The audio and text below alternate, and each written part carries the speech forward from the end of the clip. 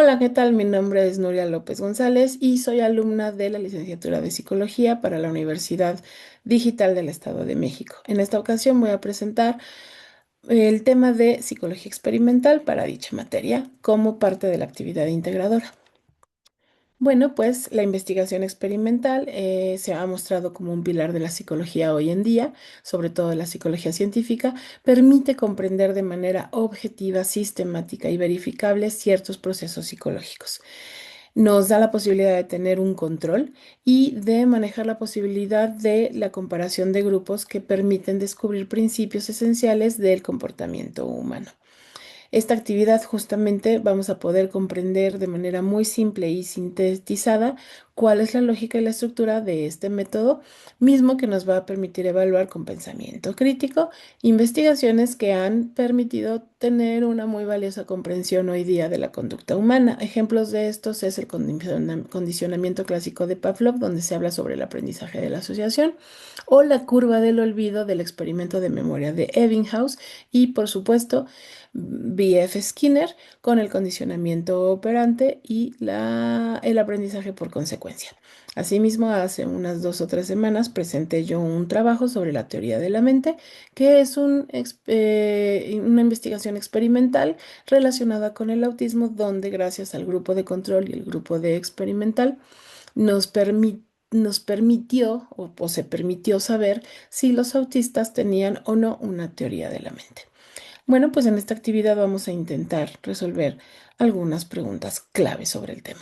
¿Qué es la investigación experimental? Bueno, pues es un enfoque científico donde el investigador tiene la posibilidad de manipular deliberadamente una o más variables, en este caso la variable independiente, y a partir de ahí se puede observar su efecto sobre las otras variables que serían las variables dependientes.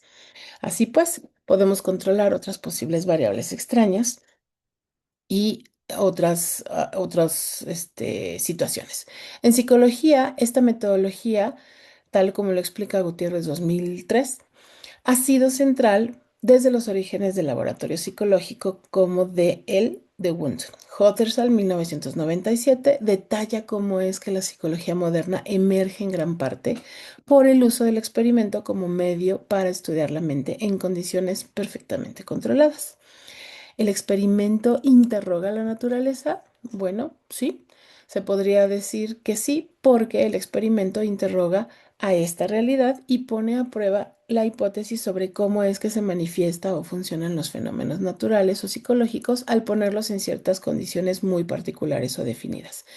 Nuevamente, Gutiérrez 2003 enfatiza que el experimento psicológico no solo describe, sino que también pone a prueba estas hipótesis por medio de modificaciones que van a ser deliberadas por el experimentador.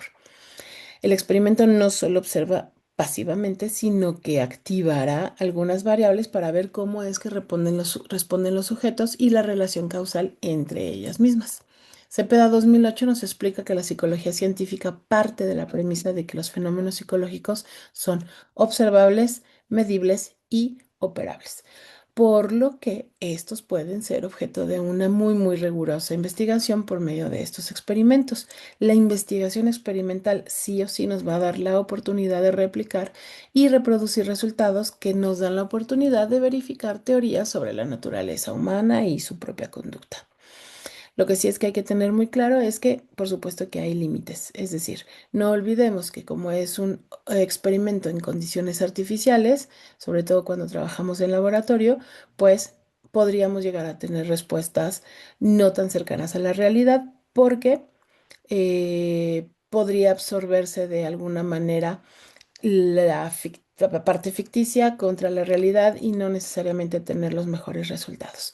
¿Qué instrumentos podemos utilizar en la investigación experimental? Bueno, todo va a depender de la naturaleza de las variables, pero tenemos medidas psicofísicas que no pueden ser por medio de sensores, aparatos para medir estímulos sensoriales, tiempos de reacción, intensidad de estímulos o cosas similares. Cuestionarios y test psicológicos donde podríamos medir variables psicológicas como actitudes, emociones, memoria, motivación, etcétera, de los individuos con los que vamos a trabajar. También podríamos medir niveles de ansiedad, de depresión, de violencia o similares. Por otro lado, tenemos el software y la tecnología que también nos ayuda a medir estímulos como computadoras, programas, apps que nos permiten revisar estímulos como los visuales, los auditivos, los juegos experimentales, juegos cognitivos y demás. También hay técnicas de control donde justamente se habla de controlar las variables extrañas que tengan características aleatorias y por último instrumentos fisiológicos como por ejemplo el electroencefalograma donde podemos tener una medición de la actividad cerebral así como de la presión arterial o de las frecuencias cardíacas. ¿Qué características tienen el escenario en un experimento de laboratorio? Bueno, pues Gutiérrez también nos explica sobre el uso del laboratorio psicológico, que el tanto histórico como el contemporáneo tienen una característica básica y importante, que es que tiene un alto nivel de control. Esto se le suma también la artificialidad, es decir, lo que decíamos, nosotros podemos generar el entorno o las variables o minimizar algunas inferencias, un control riguroso para controlar variables extrañas, asignación de sujetos por medio de lo que nosotros decidamos, ya sea aleatorio o con ciertas características o demás. Medición precisa, que es la que ayuda a tener datos cuantitativos confiables, y la replicabilidad, que es poderlo volver a hacer exactamente en las mismas condiciones como se hizo desde un principio. ¿Cuáles serían los tipos de diseño experimental? Experimentos puros o verdaderos, que son de máxima manipulación y control con asignación aleatoria de sujetos o de grupos. Cuasi experimental, donde vamos a carecer un poco de la asignación aleatoria y los grupos ya existen. Y la preexperimental, donde se tiene un control mínimo. Por ejemplo, un grupo donde ya tenía una medición previa a lo mejor de diabetes o de azúcar o algo por el estilo y después de un experimento o después de cierto periodo, volvemos a revisar estas mediciones. Así pues, llegamos a la parte de qué es un grupo experimental, qué es un grupo de control. Empecemos con el primero. Bueno, pues también a base de la información de la UNAM Iztacala, de la FES Iztacala, el grupo experimental se explica como un conjunto de sujetos a quienes se les va a manipular la variable independiente y así observamos el efecto que tiene la manipulación sobre la variable dependiente bajo este estudio. Este grupo es el que nos va a permitir ver cuánto cambia la variable dependiente cuando introducimos alguna condición experimental y con lo que se van a poder comparar las condiciones. Mientras que por el otro lado vamos a tener el grupo de control, donde tendremos un grupo de sujetos que no va a tener ningún tipo de manipulación y justamente va a servir para utilizarlo como referencia para comparar los efectos sobre la variable dependiente.